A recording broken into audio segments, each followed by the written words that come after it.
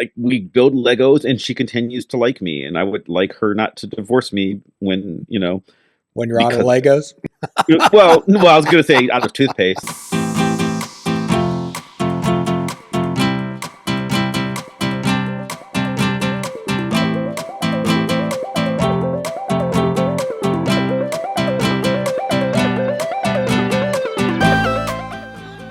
Welcome back to Fishing Without Bait, a lifetime without definitive expectations. We're going to continue our conversation with Chris Maverick.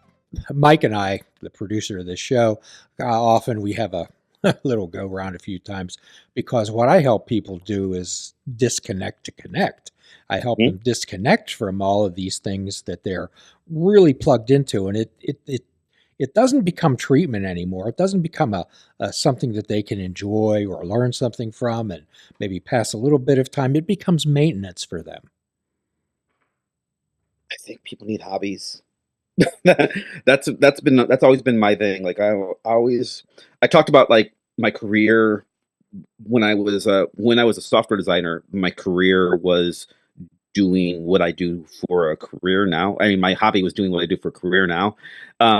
So now that I actually am a professor, that can't be my hobby anymore. So it really is, like sometimes you just have to let your brain rest. Recreation is recreation. It is literally allowing you to like refresh yourself.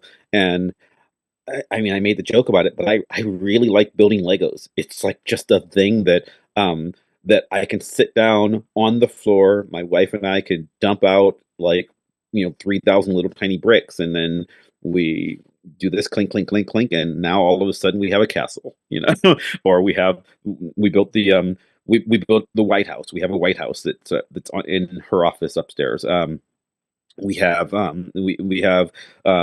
just built this little baby Groot from Marvel that's just going to go on my shelf at work because it's a thing that, for a couple of hours to sit there and not work on whatever is stressing you out. Because as much as I love my job, I mean, it's still stressful. Like I have to like do work. I have, I said it wasn't a job, but it is a job. I have things that I have to do. I have to grade. I have to prepare lesson plans. I have to build syllabi. I have to do a lot of stuff. And sometimes it's good to just take a break from all of that, and do something that's just fun. So for me, it's that. I like music. I like drawing. There are things that you need to do that I think help us stay human. So I think having things like that to focus on, even if that thing is just taking a walk, to just let your brain rest and not be thinking on the problems of the day, to think on, even if the problem that you're focusing on instead is where is that stupid little red brick? I have a little red brick that I need to connect, but that's like, while I'm doing that, I'm not thinking about like grading papers. So, well, the idea is to make a life you don't need a vacation from, Mav. And it sounds like you've done a fine job with that. I like vacations. I mean, I hesitate to say that, but I it is a life. I have been fortunate enough to build a life that I very much enjoy. Like I'm certainly not rich. Um, Being rich would be great. Again, if you want to PayPal me thousands of dollars, feel free. But I don't know. I do think that you get one life, so you Yes. might as well enjoy it as best you can. And um, to the extent that I can be not stressed out about stuff. Stress is a bitch. Stress made me hate my last career. Just because it was so much of dealing with personalities and politics at work, and and things like that. I liked being a designer. I hated the stress that went into being part of that corporate world. So much so that I had just, I gave up my entire life and went back to school to get a job that paid me less than my old job. Well, you made a Because choice and you took a risk. right, right, but the difference is, I when I did that, when I quit like my old life, I was like 35. I'm 50 now. I can't do that again. I don't have another, I can't do this job for like 20 years and then be stressed out and be like, I'm going to start over again because I'll be 70. So therefore, therefore I need to just enjoy this life, right? Like, I don't get, if you're lucky enough to find the thing that you want to do for the rest of your life when you're 19 years old and you get to do that for 50 years, good for you. Like, but that wasn't me. So what I wish I'd learned when I was 19 was, hey, can we enjoy the next 50 years and just, it's not going to be a party constantly, but if you can enjoy every day and not want to kill yourself because like the world's so dreary and dark, then that's a benefit. And and sometimes the way you get there is building Legos. Like I Well, cannot qualify it. That's enough. I always talk to people about the concept of return on investment, Yeah. and not just necessarily monetary return.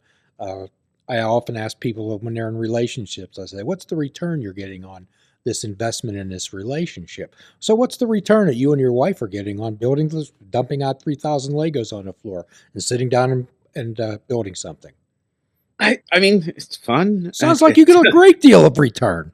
Yeah, it's fun, and it's time that I spend like okay. This is gonna sound really weird. I really like my wife. I like her a lot. Turns out, we enjoy each other's company, and that's why we're still together. And it's a thing to do together. And I've I've like been lucky enough to make so many of my I do a lot of podcasting because is podcasting a career? Not for me, but it is part of my job, and I've been able to make my job something that is fun for me. But I think we were talking before the show. I've been doing this new podcast with my niece, which is just a movie review podcast. And the reason I'm doing it is partly because like my job is to talk about movies and pop culture, but also I like talking to my niece. I love her, and this is once a week where she's 14, where I get to have a conversation with a 14-year-old that I personally think is pretty damn cool about movies. And so to the extent that that's content or a job, whatever, part of the being human part is I enjoy talking about movies, and I have to do it for a living. I have to do it in very complex academic terms, but every once in a while it's just okay to like talk to a teenager on personal, her and I level. And I think I hope it's still an entertaining show, but being entertaining is sort of secondary to just the return on the investment is, um, I, I mean, very, very, very callously, in 20 years when I'm old and I need someone to take care of me, I'm going to need her to do that. So she's got to continue to like me so that when she's in her 30s and I'm an old man in my 70s, she's like, I guess I'll take care of Uncle Mav. Like that's Well, that sounds like that's something that gives you some joy, Mav. it does. I like talking to Maria a lot. So things like that, and like the return on investment with my wife is, you know, like we build Legos and she continues to like me, and I would like her not to divorce me when When you're out of Legos? well, I was going to say out of toothpaste. Literally her problem. It's funny because so just inside baseball kind of thing. On the sink in our bathroom right now, there are 2 tubes of toothpaste because we ran out. And so both of us, like being annoyed, it's like, okay, I am going to be the one who buys toothpaste. And we both did it. So there's 2 tubes of toothpaste right next to each other that are almost entirely full because we both went out like the same day and happened to buy more toothpaste. Being proactive. So it's also kind of a, but like, it's good that we did that rather than arguing about it, right? Like, and Yeah. I think one of the reasons we don't argue about it is because we do fun things. Like we watch dumb movies together. We play with Legos together, and we're middle aged people who have toys. And that's a fun thing. Well, I use this type of concept and analogy to people. And I have a T-shirt that says this. I says, Smokey the Bear says, only you can prevent forest fires. You know, it's easier to prevent a riot than to stop one. Okay, so it's easier by buying those tubes of toothpaste. You're preventing some issues. Yeah. And we don't need to buy any for a while. That's that's kind of thing. Now, what's going to happen is sooner or later, because she's using one and I'm using the other, and sooner or later we're both going to run out, and then we're just going to be like screwed again. It's like, oh, we'll figure it out. Mav, you're absolutely delightful. Thank you. So perhaps me and you Mike, could join us sometime. I'd like to take you to breakfast at Kelly O's down on 24th and Smallman down at the Strip. Best breakfast in town, bud. Oh wow! Plug for the Strip District. I haven't been out to the Strip District since I worked. I mean, for a meal like that since I worked there. Oh wow, and that's been quite some time. So yeah, absolutely. Well, this is an uncompensated plug. Best breakfast in the city, for sure. And you're always welcome. Please don't make yourself a stranger, buddy. Yeah, absolutely. Thank you for having me. So, how does someone get in contact with you? How did they find out your content? Let's see. That? I'm on most social media. I'm on most social media platforms as at Chris Maverick. I'm on Facebook and Blue Sky and Threads and Mastodon. When I don't remember to post to those. I'm on Instagram. I'm on Twitter still, but I'm probably never going to post to Twitter again.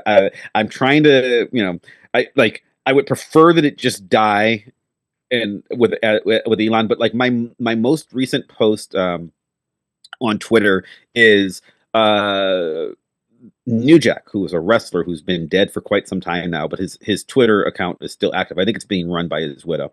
But the New Jack account posted a random picture of New Jack and Mick Foley. Okay. And like as their just like as a memories of New Jack, and as a picture of New Jack and Mick Foley, and a random friend of mine says, like, responded to it going, "Is that Chris Maverick?" And I'm like, "Oh, it's not me." And then I go and look, and it's like, "Oh my god, yeah!" So the picture is actually New Jack and Mick Foley and me. Oh, so, wow! So like my last post is me saying, "Oh, okay, well, yeah, here's me re-forwarding from the New Jack account, a picture of me and Mick Foley and New Jack. And if this is the last thing I ever posted to Twitter, I guess that's a good way to go out." And I haven't posted since then on Twitter. So my Twitter account is sort of frozen because I want that to be my last post. But you can follow me everywhere else, and I post pretty frequently. Again, a lot about politics or complaining about making syllabi and student stuff. You can follow my show, though, VoxPopcast, which is VoxPopcast.com, because I thought a good thing for SEO would be to pick a show name that everybody else misspells. That was a great idea. But VoxPopcast is, we have a show. We have a new show with me and my co-host that are doing the academic cultural analysis. We talk about pop culture topics once a week, usually on Mondays, and then right now until as long as my niece doesn't get bored of it, there's a Friday show that's only 15 minutes long, which is just Marie and I reviewing a different movie once a week. The most recent one was Wicked, because she is a 14-year-old girl, and so that is the best movie that she's ever seen. I enjoy it as well, but we do, like, Marie and I do, like, the Siskel and Ebert style. We watch the movie, we talk about it, and we give it thumbs up, thumbs down. And then the regular show is a different pop culture topic every week. This week we did movie reviews, but we've done everything from all Christmas movies. We did one of my favorite shows ever. We talked about American Girl dolls, and which is something I knew nothing about. But we had like experts on there. We had another show where we had toy expert on. We had a guy who is a toy expert who talked to us about the advent of like Cabbage Patch dolls and stuff. That's two Toy Story shows, but it's not only that. We've talked about video games, we talk about movies, we talk about all kinds of pop culture content. So, I would love for people to subscribe to that. We're on every podcast thing, every podcatcher. When I get around to it, we're on YouTube. I don't always remember to edit the show for YouTube because that's actually a lot harder, and I don't get paid for this. So those are the main places you can follow me, and I'd love to have people, show up and subscribe and like and subscribe and all the things the kids say you're supposed to do with podcasts. Well, we'll post your links on our Thank site, Mav, and the door's always open and the light's always on here for you. All right. Thanks. Thanks for having me. This is a lot of fun. Talk to you soon. So, at the end of every podcast, Mav, what we like to do is have a free prescription, and that's fruits, nuts, and vegetables. Unplug your television and take up fishing. And for a truly mindful experience, we suggest that you fish without bait. Do a kindness for yourself and do a kindness for another. Forgive yourself and forgive another. If we're all not the Creator's children, none of us are. Till all are free, none are free. Namaste. Please check out our website at fishingwithoutbait.com, where you can listen to the show, comment on our discussions, and find out where you can subscribe to our podcast. If you're interested in flying the colors of Fishing Without Bait, click the shop icon on our website. We have clothing, mugs, cell phone cases, and so much more. Show the world that you fish without bait. This show is a member of the Sorgatron Media Podcast Network. Find out more at sorgatronmedia.com.